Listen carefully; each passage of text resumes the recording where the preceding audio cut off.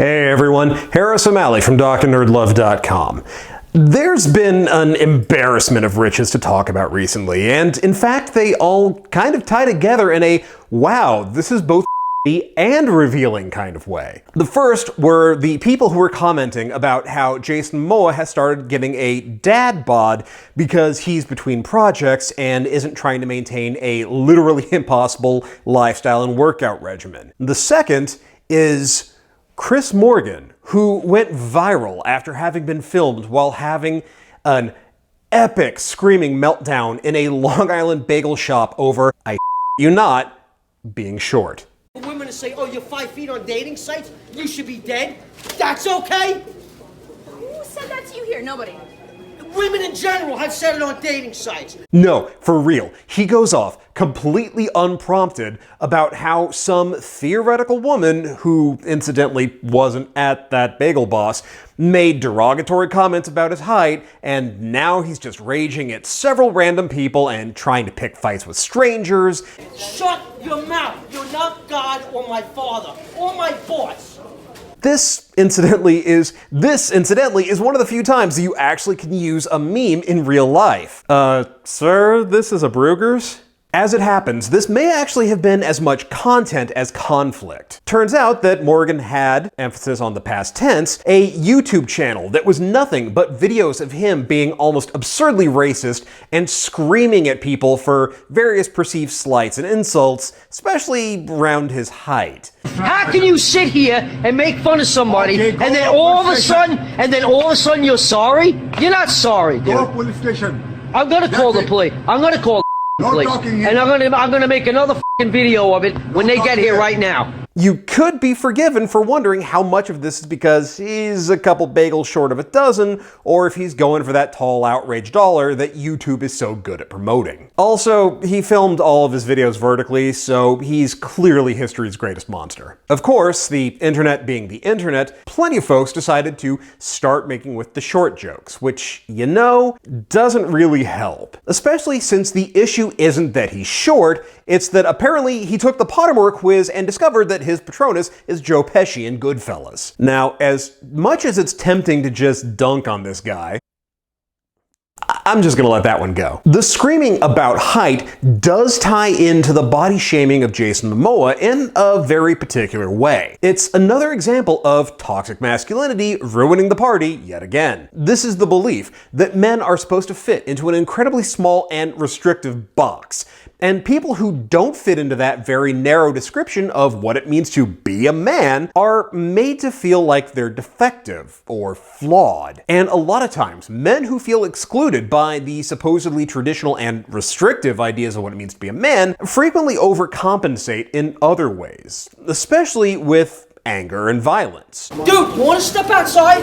You wanna step outside? Huh? But while it's pretty clear that Mr. Morgan's dating issues don't have anything to do with his short stature, his nearly incoherent anger does actually reflect a real anxiety that a lot of men deal with. There are a lot of guys who feel that being shorter than 6 feet puts them at a disadvantage in dating. They believe that women find men who are shorter than average to be less attractive and less desirable as partners. It's not true. I'm 5'8". I've never had a problem with my height. And you can easily disprove the idea that height is restrictive by, well, going literally anywhere you'd find couples hanging out together. You'll see guys who are 5'8", 5'5", 5'2", even out with their partners. But it's understandable why people feel this way. Height is one of those attributes that's highly correlated with masculinity, despite the fact that the average height for an American man is around 5'9", and it's really easy to be convinced that you don't measure up. Literally. But as with many other issues, the advantages provided by height are temporary and fleeting at best. It can provide a bonus on that initial impression, but people don't make decisions about who they will or won't be attracted to exclusively on first impressions. Any woman out there can tell you about guys that she met who she thought were hot at first, but who then immediately did or said something that rendered them completely In reality, the number of women for whom height is an absolute deal breaker is much lower than most guys realize. It only seems more significant because of a mental quirk known as confirmation bias. If you're anxious about your height, then you're going to pay more attention to people who make mention of it and also not notice it when they don't. This is the same reason why when you've just bought a particular shirt or a pair of shoes, suddenly you start seeing it everywhere. It's not that the actual number of people wearing them has changed, it's just that now you're more aware of it. The problem is that when the thing that you're noticing is particularly close to your heart, you take it more personally, and that means you're more prone to absolutist catastrophic thinking, like assuming that all women only want tall men. Who said that to you here? Nobody.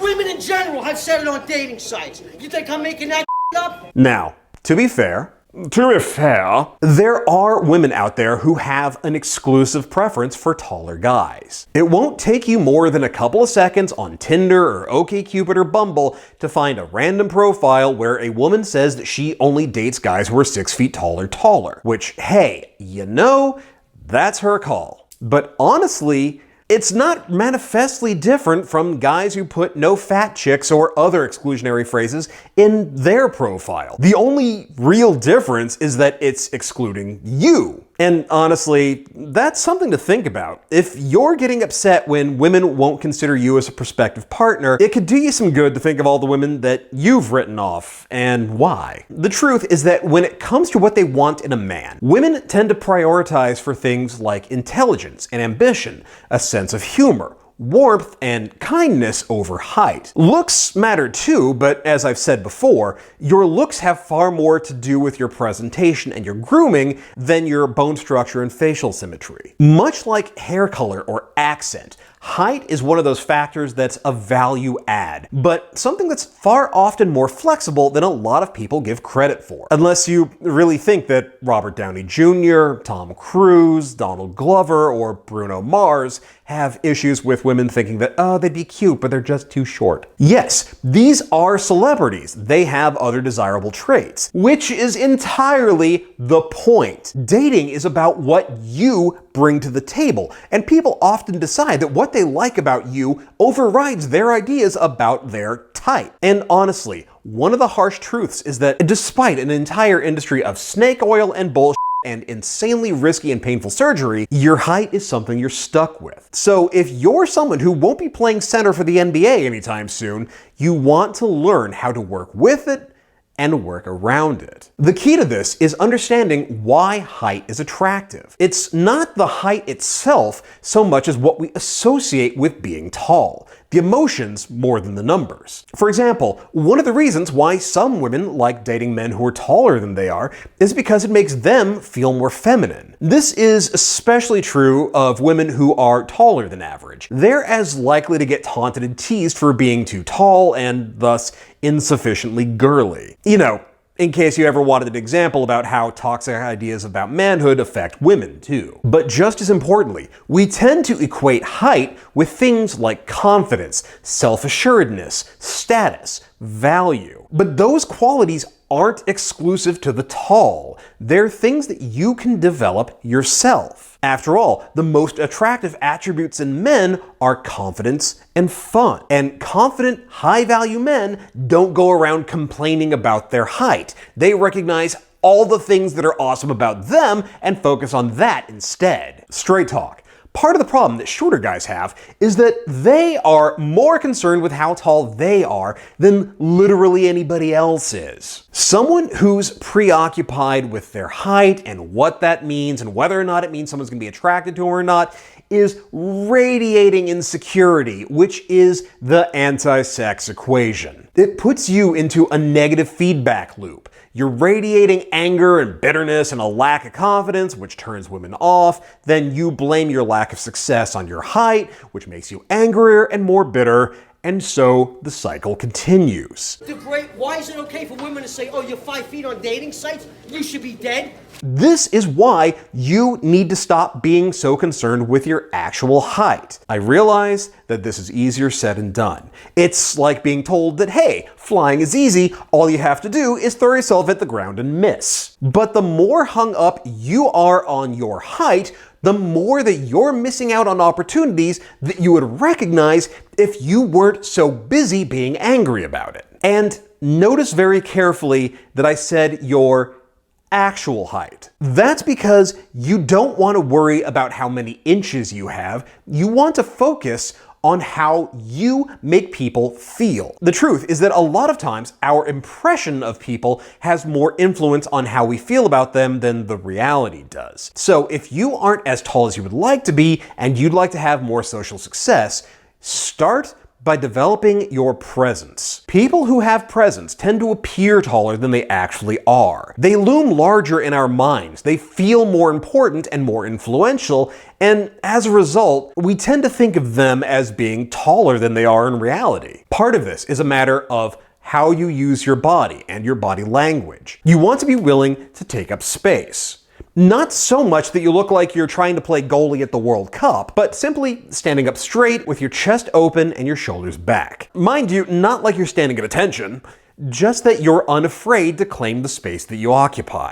Imagine that there's a thread attached to the top of your skull that's gently pulling you upwards. Let that elongate your spine while you hold your shoulders back, while your arms hang down relaxed at your sides. You want to focus on making your motions smooth and deliberate instead of fast and twitchy. Walk like you're walking to music. Keep your head level. Move with purpose, or even a little bit of swagger. One thing that can really help with this is to try yoga.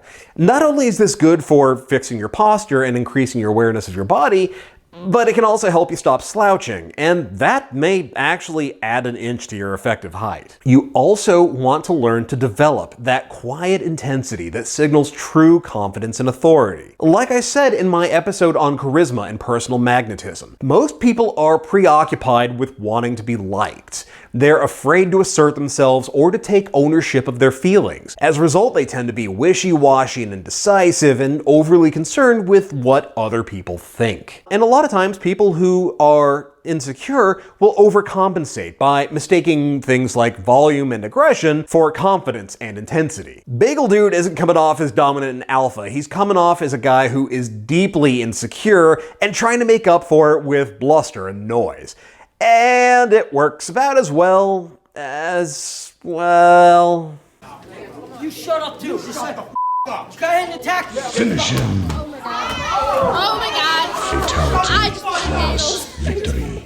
Now, part of what can help with building this confidence and give the impression that you're taller than you actually are is in your style and the way that you dress. One of the mistakes that shorter men make is that they tend to dress in ways that emphasize their lack of height. A lot of times, they're actually cutting themselves off at the knee, or more accurately, at the waist. If you have clothes with a strong contrast, such as a black shirt and khaki pants, then you create a visual interruption that truncates your torso and throws off your proportions. It ends up emphasizing your lack of stature because the sudden, sharp contrast throws off the way that your eye tracks up and down the body. Instead, you want to create a smooth silhouette where the eye travels fluidly up and down. Keeping the colors you wear a consistent hue helps create a seamless visual transition that doesn't end up throwing off the eye. This, incidentally, is one of the reasons why a two-button suit can work better for shorter men than a blazer and slacks.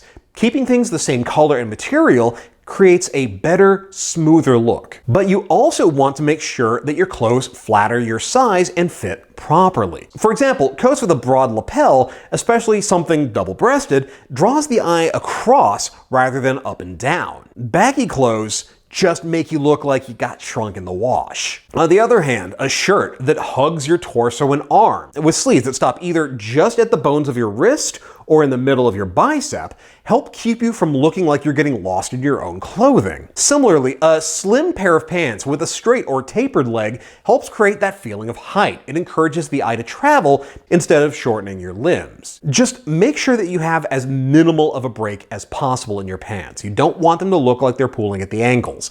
This interrupts the silhouette and it makes you look like you're wearing pants that are just too long. And there's a bonus to wearing clothes that de-emphasize your height. Not only is it easier to create the feeling in others that you're taller than you really are, but it makes you feel good about how you look. And that helps you build and reinforce that attractive confidence and self-assurance. And all of this will especially help when you're out meeting people. And to be perfectly frank, gentlemen, if you're shorter than average, you may want to focus on meeting people in person rather than through online dating. The advantage of meeting people in person is that it's easier to win someone over with your wit and your charm. They're getting to know you and realizing how awesome you are. The trouble with online dating is that there's less of an opportunity for serendipity. It's too easy to get overly specific and to accidentally filter out people who'd be incredible for you, but who don't match what you want on paper. And honestly, in an era when we do most of our conversations through keyboards and screens, having the confidence to talk to new people in person, at bars, at classes, or meetups, it's like a goddamn superpower. Incidentally, when you do use the dating apps, don't lie about your height. There is nothing less appealing than starting a date with the realization that somebody thought it was okay to lie to you to get that date. If they don't want to date someone below a certain height, that's their problem, not yours. You don't want to date someone who's not into you, which actually ties into another part of having more dating success when you're short. An important part of that confidence and intensity is to not let other people's opinions rattle you. People are always going to say stupid shit. Some folks are gonna make jokes. Some folks are gonna make comments about your height. Some folks are gonna have comments on their dating profiles that exclude you. It sucks, but letting it throw you, or worse, letting it put you on the defensive, only works against you. The less your height bothers you, the less important it becomes to others. The real reason why a lot of women don't like dating shorter guys, it has far less to do with their height and far more to do with their attitude. Why is it okay for women to say, oh, you're 5 feet on dating sites? You should be dead? That's okay? Whether you're full of self-pity or aggressive anger, that resentment is painfully unattractive. No woman wants a guy who's gonna get pouty or angry or throw a tantrum if she's wearing heels when they go out. Now, on the other hand, a guy who may be short but isn't afraid to flirt with people, or who doesn't care if his date or his girlfriend is taller than him, is someone who is brimming with that attractive confidence. Which actually brings us to one final tip. Don't be afraid to approach or date tall women. Women who are taller than average frequently have issues finding men who are interested in them. Often for the same reason that shorter guys have issues. Insecure dudes can't handle dating someone who is as tall as they are, or who, God forbid, might actually be a little bit taller, especially in their favorite shoes. But a guy who has both the confidence not to be threatened by dating someone taller than them, and the guts to challenge bullshit ideas about men and women, that guy is pretty damn attractive, no matter what his height is.